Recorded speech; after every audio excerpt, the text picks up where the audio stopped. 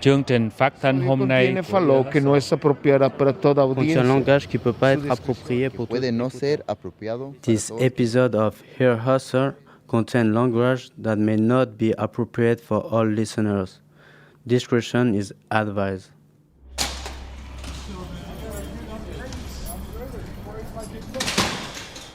Mi nombre es Martín.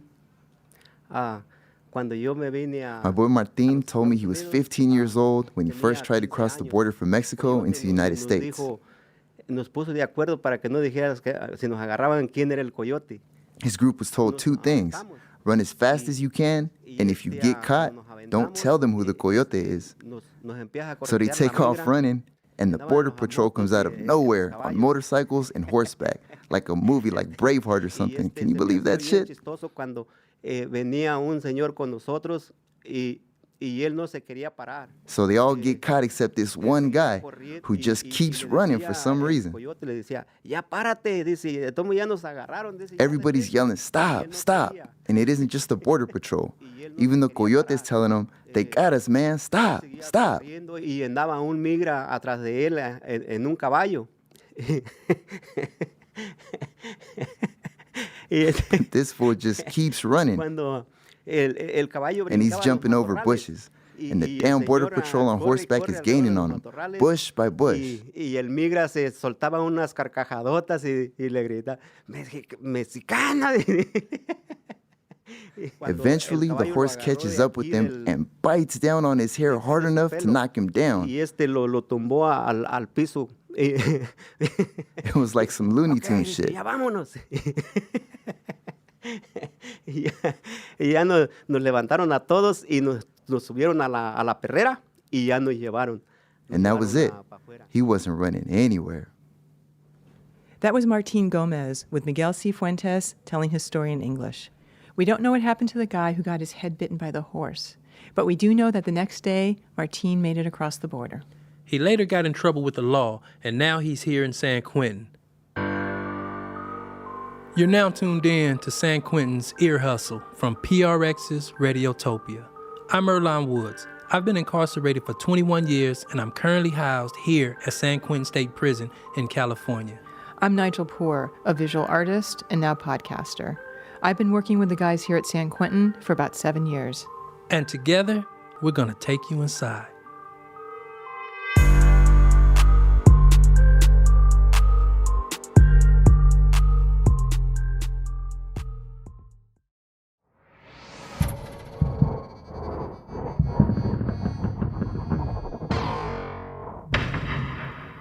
I'm against illegal immigration. I don't consider that a racist stance.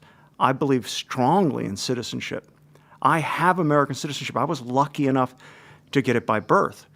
There's over 30 million people who have earned that right by becoming here legally and becoming citizens. That's Wayne Boatwright. He's been on the podcast before talking about race in prison. When it comes to the issue of immigration, he thinks American citizenship is sacred. I think as an American, I find it sacred because I've been able to go to other countries and really appreciate what America gives us in the sense of liberty and rights and protection of the law, which may sound kind of ironic given the fact that we're doing this inside a prison. Ironic indeed. Earlonne, immigration and crime is a hot-button issue. And when an undocumented immigrant commits a serious crime, it might even end up on Trump's Twitter feed. So I've heard. It's outrageous. Yeah, but that ignores the fact that immigrants, documented or undocumented, commit crimes at a lower rate than native-born Americans. There's a fair number of guys here from other countries, and I've seen tension between races, but I've never got the feeling that there's any hostility towards immigrants. I just haven't seen it come up. Well, it does happen in prison. You know, all factions beef, you know, but not as much, probably like how they do it on the street. Yeah, it's in the news every day. Right. There's stuff about it. So I think at the end of the day, we all have to follow the same rules in prison. It don't matter if you were born in another country. If you in prison garb, you in prison garb, you know. So it makes me wonder, though, what is it like to be in an American prison if you're from another country? It has got to be weird. Hey, I used to always think, like, when I see like a Mexican prison on TV or on the news, I used to be like, damn, what would it be like if I was in there? I know. What if you do you speak Because Spanish? I'm just probably no, I don't speak Spanish. It'll be a black dude in prison, in a Mexican prison. Like, yeah, maybe not so good. I don't know. They'd probably be trying to fuck me over. You wouldn't know. I wouldn't know what's going on. Oh, man. Well, that'll be one way to learn about another country. I could definitely think of better ways to do it. So for this episode, we talked to a couple of prisoners who were born outside the United States, and we really wanted to know, what's that like? I came to America. I'm a songwriter and a music producer, and a friend of mine was working on a Britney Spears record, and he asked me if I wanted to help him. So I came to work with him for a few weeks and just write for different artists. But yet you've been here. Now I'm on my 10th year in prison for a second-degree murder. That's our very own David Jassy. He's been contributing monster beats to Ear Hustle since season 1. Yep, like this one.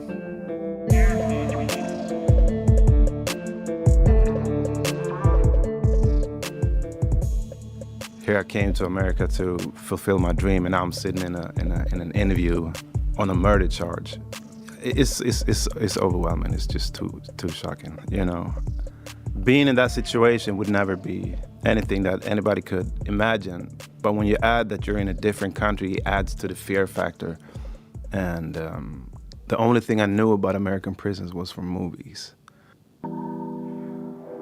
The crime that Jassy's in for took place in LA while he was out here working on music. He was convicted of second-degree murder for an altercation at a crosswalk that turned deadly. It was his first encounter with the American legal system.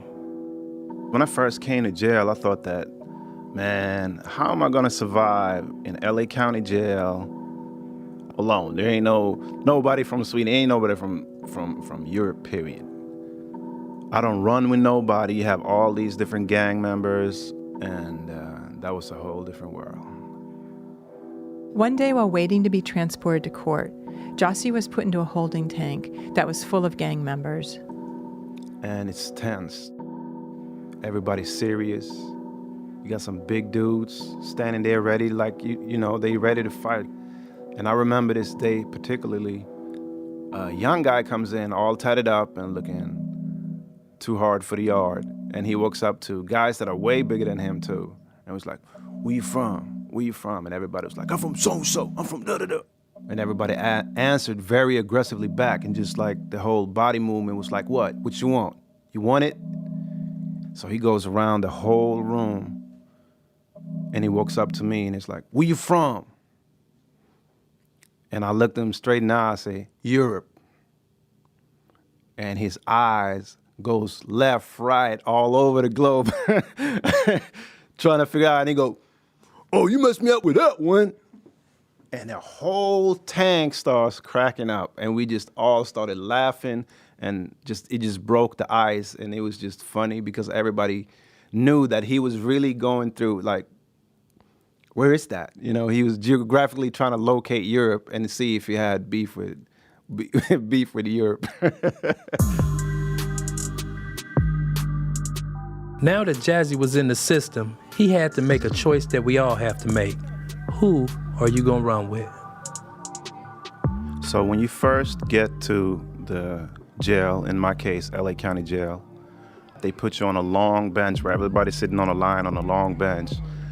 And you walk up to this window, and I had no idea what he was gonna ask me. And the first question I get is, what are you housed as? Black, white, other, Asian? And it's like really rapid questions. And I had never heard that before in my life. So we've talked about this before, but we should go over it again, Erlan. Explain what he's talking about. When you first go to prison or you first go to jail, you're asked, what are you? But what do they mean, what are you? Like, what are you? You're black, you're white, you're Mexican. Everybody has to answer that question. Everybody has to answer that question. And then you're housed by that. Yeah, because they document it. It's just like probably on your driver's license. It says what you are. I have to look. I don't know if it does. What? I just know it has my height and weight. It's gonna say white female. Oh my God, I got to double check that. I think. It's only been 21 years since I've seen him. In Sweden, they don't put you, what race do you belong to? I've never had that question in my whole life. So first I was confused by the question. My mom is white, my dad is African. And he was kind of speeding me, like, come on, make up your mind. I'm just thinking fast, I'm just going black, with not knowing what that actually meant within the prison system. So from the get-go, he was administratively categorized as black. I say welcome to America. But guys knew he was from a different place. Sort of. Even though I was housed as black, all the blacks knew me from being from Europe. They hear me in the visiting room talking Swedish. They hear me on the phone talking Swedish. What is talking Swedish? Om jag pratar så här, om jag bara pratar svenska, som när jag pratar med min flickvän på telefonen, eller om jag ringer någon annan. And a lot of times I'd be on the phone talking like that, and man, you really spit that shit, huh? Yeah, they couldn't really make that connection that I learned that language. No, it's my first language. That you had that you were speaking differently. Look the same, but you speaking differently. And the first question I always get, I didn't know they had, do they really have black people in Sweden? I had a lot of funny questions like that. I remember one guy in LA County Jail, he was like, you guys have hip hop in Sweden? I said, yeah. You guys got Lil Wayne? I said, yeah. He said, so every time Lil Wayne goes there, he rap in Swedish?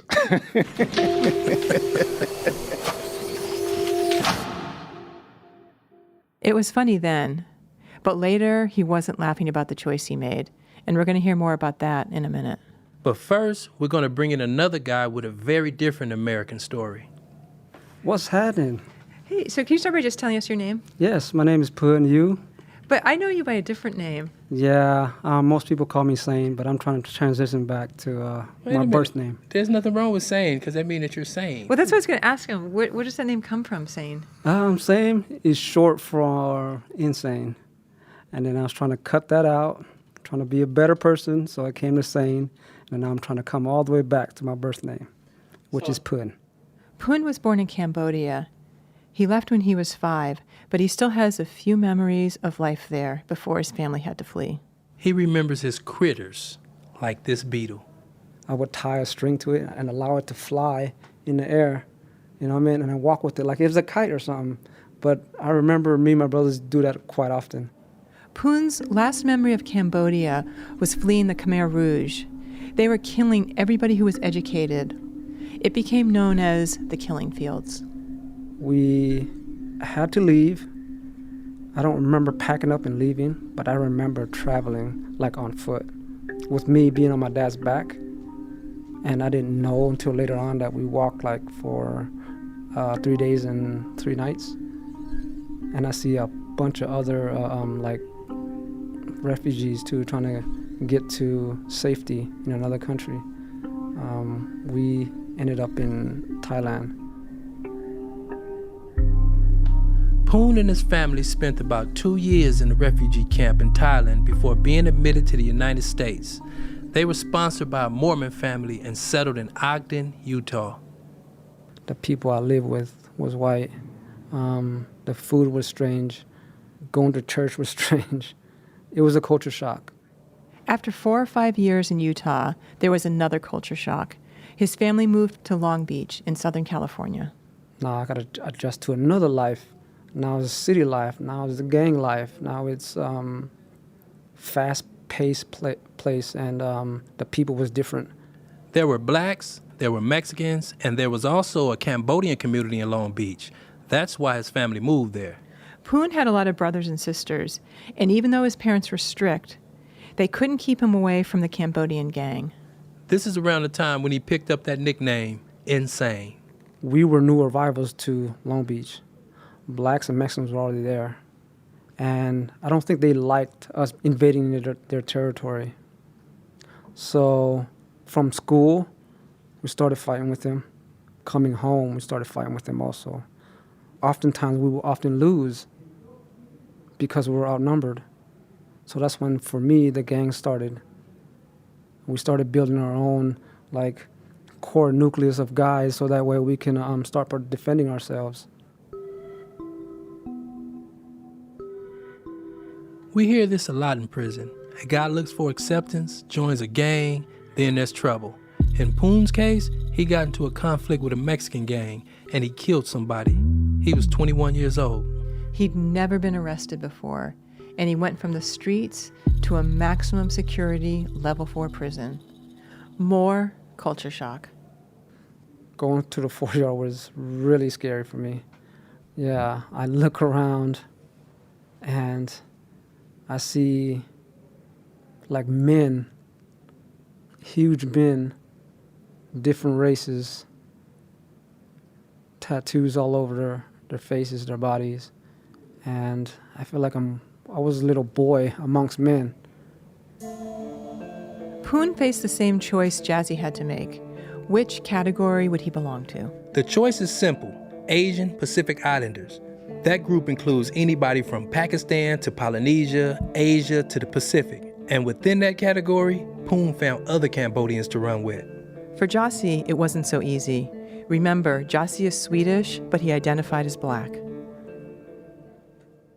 So now I'm at Solano State Prison, and it's pretty far away from Los Angeles, and my girlfriend was flying in from Sweden, and I was really happy. You know, I hadn't seen her in a long time. I was really excited, and just before she came here, there was a black guy that had had a fist fight with a white guy.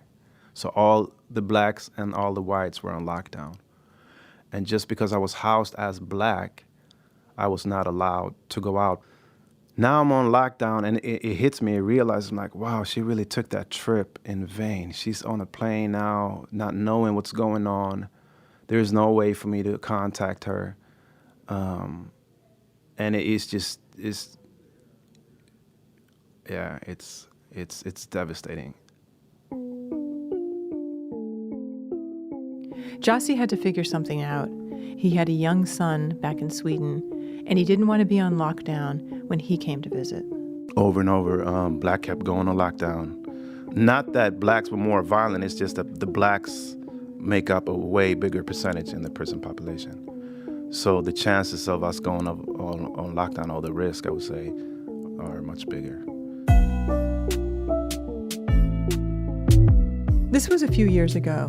Now in California state prisons, lockdowns cannot be done by race. Ooh. That shit used to suck. Yeah, I'm surprised they could do it, actually. Yeah, I think it seems was illegal. It might have been, but I'll tell you, it sucked because you'll be sitting there like, fuck, see everybody else walking by.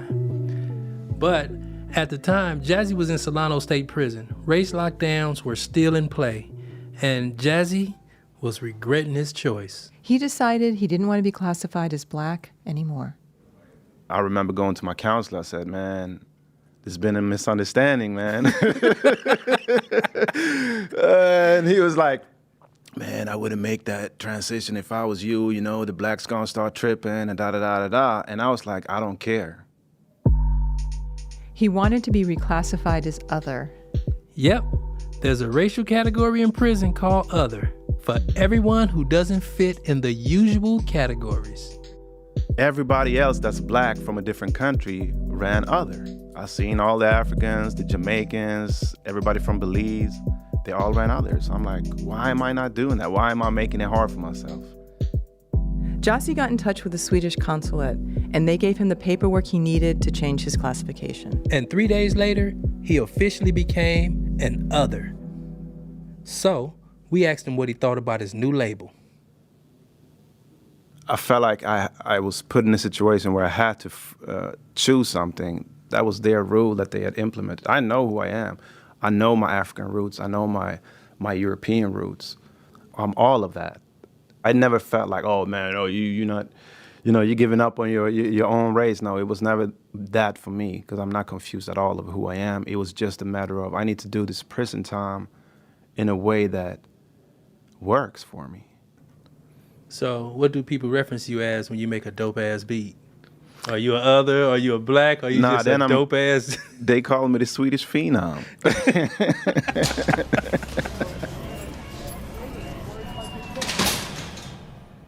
So I got this tattoo approximately 20 years ago. Phoeun's tattoo is really noticeable. It covers half his neck, and it says in cursive, "The Killing Fields." And the killing fields represents two things. One is the history of my people and what they've been through. And it also served as an identity piece for prison, where the Asian Pacific Islander community, when they see it, they're going to acknowledge that, okay, I know who he is, where he's from, Cambodia. And having this is almost, having this tattoo that says the killing field, it almost served me as a protection piece from other races, whites, blacks, Mexicans. When they see this, they're not going to understand that this is my culture, this is my history. They're not going to understand that. But they're going to see it as potentially a threat, somebody that they don't want to mess with. When you see that, what do you think on his neck? What would you think it meant? Oh, shit, he's probably about the business, you know? Yeah. All right, here's one more thing about Phoeun we haven't told you yet. He had refugee status, but he never became a citizen. He said he never even thought about it, but now it's starting to weigh on him. When you come to prison, being a citizen doesn't matter. People don't care. That's the last thing on their mind. So why is it starting to matter now? It's starting to matter because I want to leave prison and return to the community that I harmed and make amends. So when I get out, because I'm not a citizen, there's a strong possibility that I'll get deported.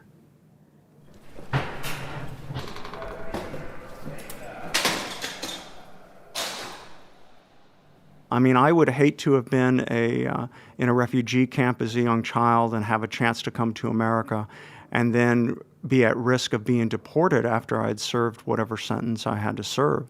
But I'm not at all bothered by that. It goes back to this concept of the sacredness of citizenship. This is Wayne Boatwright again. He's obviously thought a lot about this issue. And we don't agree with him, but just like on the outside, there's a huge range of opinion here. If they had been here since they were 1 year old, they had every opportunity to become a citizen. Either their parents or they never learned how to do that. So they never finalized their citizenship status. They were just residents. And under our current law, if you're a resident and you commit a felony and not a citizen, we can deport you. And I'm fine with that. I mean, I'm not saying it's good for them, but it doesn't bother me because I consider citizenship sacred.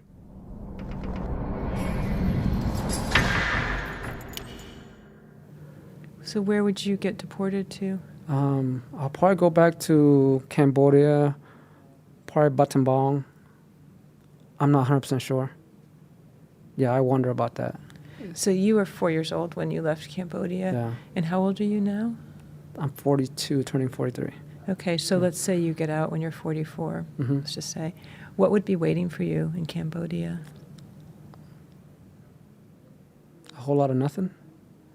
Because family members that I left behind, I don't know them. I don't know if me being a grown man, could knock on their door and say, hey, I'm your family. Could you receive me? Do you speak Cambodian still? I speak Cambodian, but I can't hold a long conversation. I don't read or write either, so that's going to be tough. Just walk into a strange land again, brand new, I'm going to need somebody. Either it's to walk alongside me or somebody, and I don't have that. That's a scary feeling. We asked Phoeun, what's going to happen to him? How can he find out? How do I find out? I have to rely on those that came before me, meaning the guys that's already deported or the guys who made it free and made it to the streets in America, you know.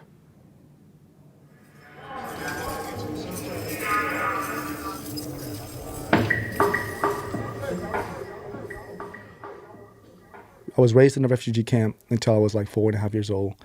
And then after that, we immigrated to the United States in around 1985. Okay. And how old were you when you got here? I was 4.5, turning 5.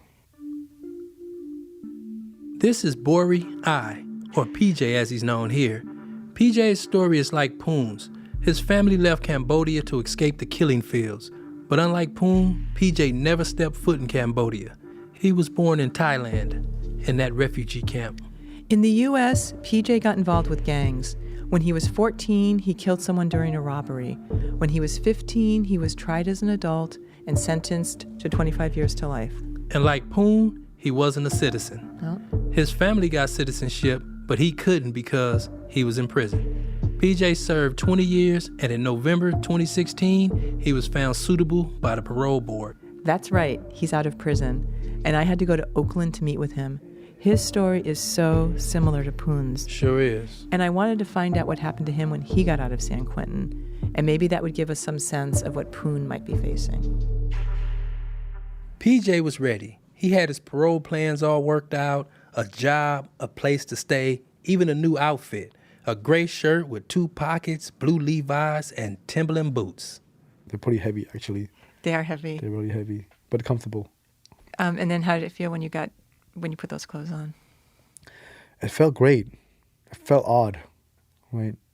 It felt like knowing like this is my last day in prison, knowing that this is different, right? You feel different, but then the clothes like substantiate that I'm no longer in blue, right? I'm no longer in like a blue shirt. Prison outfit. Yeah. About a month before his date, his counselor told PJ that ICE, Immigration and Customs Enforcement, might be there waiting for him. But he didn't know for sure, and he put it out of his mind. But the day of his release, when he was sitting in San Quentin's holding tank, he learned that ICE was going to pick him up. As I walk out the tank, there's 2 ICE officers waiting. They had handcuffs and everything. They told me, leave my property there, they pick it up. You can't take off my shoes, the Timberland shoes. I take that out because they can't have shoelaces. Took my belt out because you can't have a belt either. So I took my belt out, and then they shackled me right from head to toe. And then the ICE officers put him in a van. It was like a dog cage, man, we call it, in that van, because it's all metal concrete, like it's metal. All the way around, it's a metal bench. And so they put me in there, and I sat on this metal seat, and they drove me to San Francisco. In San Francisco, he was processed in an ICE field office, then sent to Sacramento in that same van. He was shackled again, so he couldn't get the seatbelt on. So I'm sliding, and then I remember like when he stopped, and I hit my head in the cages, I think I cut myself. And that moment, I woke up, like I'm back in prison again.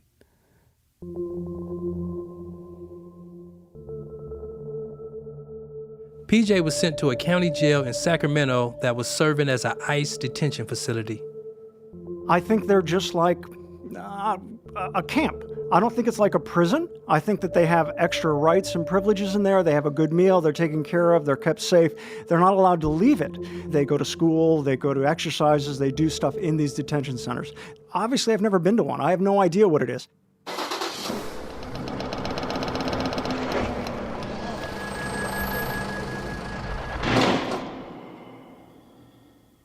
I walk into a dorm. It's shocking. The people are running everywhere, surrounded by people from all different cultures, people who's never been in prison before, people who's off the street, who detoxing from drugs. And I walk in there, and it's noisy. It's 12 o'clock at night, and it's like people banging on tables, people yelling and screaming. The TV's on really loud, and it's just it was overwhelming. It was a lot. And then I looked around. It's the bunks are everywhere, right? And it's small space. And then they gave me this mattress that's right off the yard.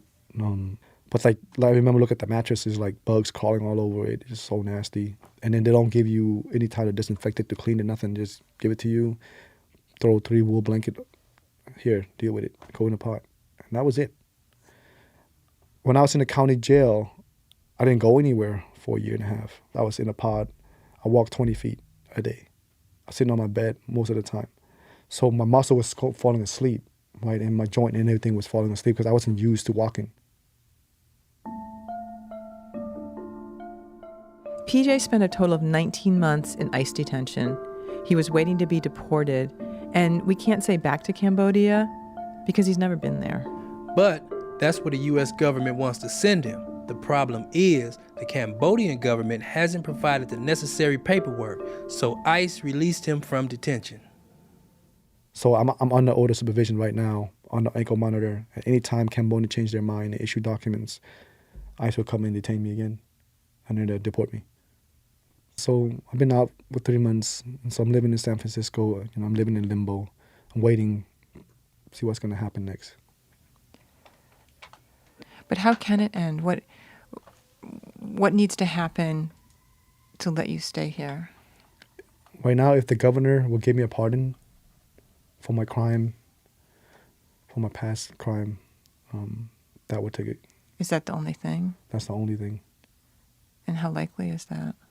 It's up to the governor. If you did get deported, what's waiting for you in Cambodia? Nothing.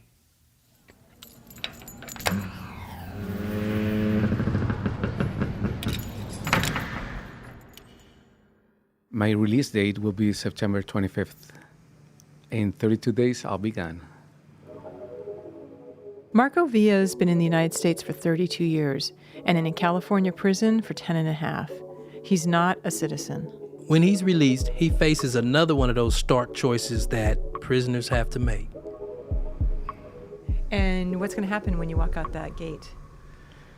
Well, I'm going to be asked by the immigration if I want to file my case, file my papers, because I had a social security number and a green card, and I had it for 20 years. And but what I know, as far as I know, is about 5% possibilities for me to win my case. So they're going to ask me if I want to sign my deportation, and that's most likely what I'm going to do. Because if I file my case, it will take like 2 years or more, and I'm going to have to be in an immigration facility and end up getting deported anyways. I mean, with a 5% chance to stay in here, I think it's not worth it to take that risk.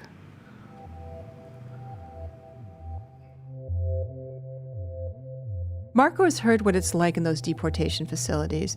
And Erlan, we keep hearing the conditions in them are deliberately harsh so that undocumented immigrants won't stay there and fight their cases. If that's so, it worked on Marco.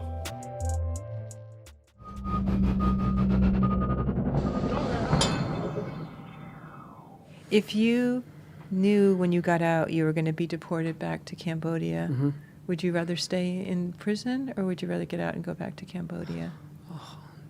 This thought crossed my mind a lot.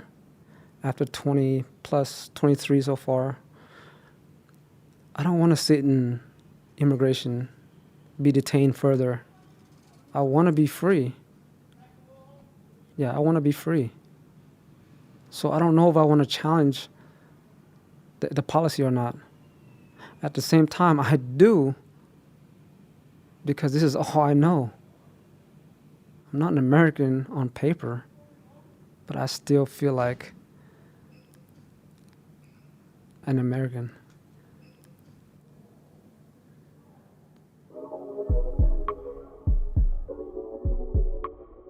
So Phoeun's probably going to fight deportation to Cambodia.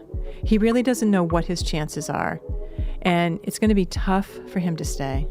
Same for the Swedish phenom. Jassy came over for work, and he doesn't have U.S. citizenship either.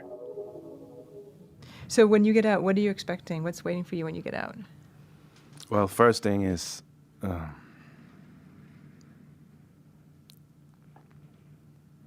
my son, and I always say that the first thing I'm gonna do is I'm gonna fly to Sweden, see my son, and I always tell him that the day after we're gonna fly to Gambia to see my dad. It bothers me a lot because I have a lot of guilt for getting into this situation and to have him growing up without me.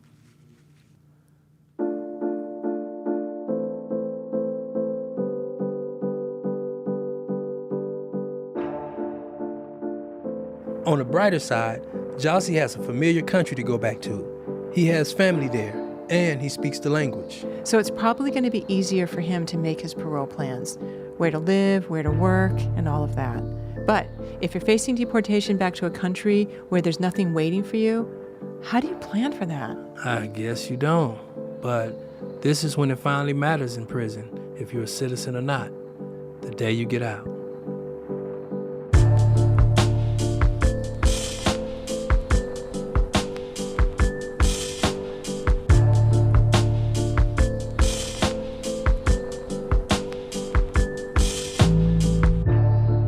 Thanks to David Jassy, Phoeun, PJ Borey, and Marco Villa for talking to us about their hopes and fears. And don't forget about Miguel Sifuentes, who translated Martin Gomez's story at the top of the episode. And thanks to Wayne Boatwright for sharing his thoughts with us. And shout out to Snap Judgment for letting us record PJ in their Oakland studio. When we come back, we'll have a count time for you. That's when we play a little something extra we want you to hear. Dear son, I hope this letter reaches you in good health. I spilled some ink upon this paper just to see if you're well. I know you're going through the motions cause I'm trapped in a cell. But stay strong and get that education under your belt. I know it's hard to crack a smile when you're going through hell. And no one truly feels the pain but God and yourself. But when you stare into the mirror, know them tears don't lie. Remember it gets greater later, know them tears gonna dry.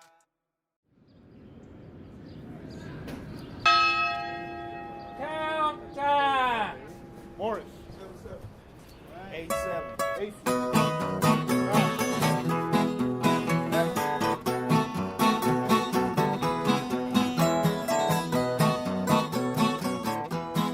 Sometimes when I walk down into the yard, I hear these guys and I can't see where it's coming from. And it just gives me the biggest smile every time. Hey, so when I recorded them, I was afraid that I was just bouncing up and down. My head was bouncing up and down. But that's the three guitars. We've been trying to get them recorded forever. And the last time, if you remember, I forgot to push the record button. Oh, I remember.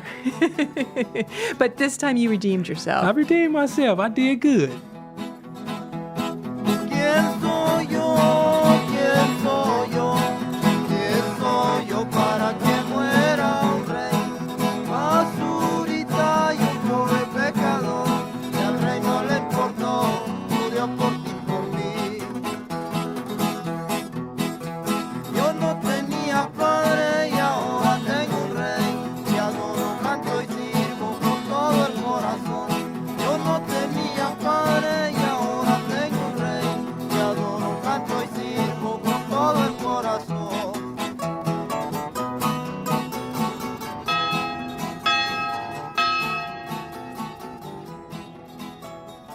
That's Jose, Vicente, and Jerry, the three guitarists. Ear Hustle is produced by myself, Nigel Poor, and me, Earlonne Woods, with help from outside producer Pat Mesiti-Miller, who also comes in to work with our sound design team. This episode was scored with music by David Jassy and Antoine Williams. Curtis Fox is our story editor, Aaron Wade's our digital producer, and Julie Shapiro is our executive producer for Radiotopia. We want to thank Warden Ron Davis, and as you know, every episode has to be approved by this guy here. This is Lieutenant Sam Robinson at San Quentin State Prison, and I think this story demonstrates that just as divergent the views are outside the walls of the prison, they are inside the prison. And so, as I always do, I approve the story. Next time on Ear Hustle, the history of San Quentin, partially based on the book by Warden Clinton T. Duffy, written in 1950. I had known since my boyhood that one of the principal causes of bitterness among imprisoned men is that invisible barrier, much more impregnable than a mere concrete wall, between them and the outside world. Ear Hustle is a proud member of Radiotopia from PRX, a collection of the best podcasts around. Hear more at radiotopia.fm. This is Ali Tambora, who used to be a resident here at San Quentin State Prison.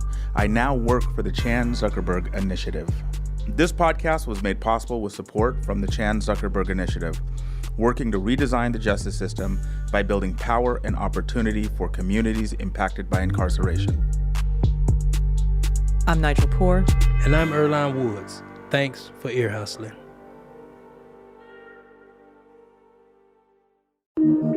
Radiotopia from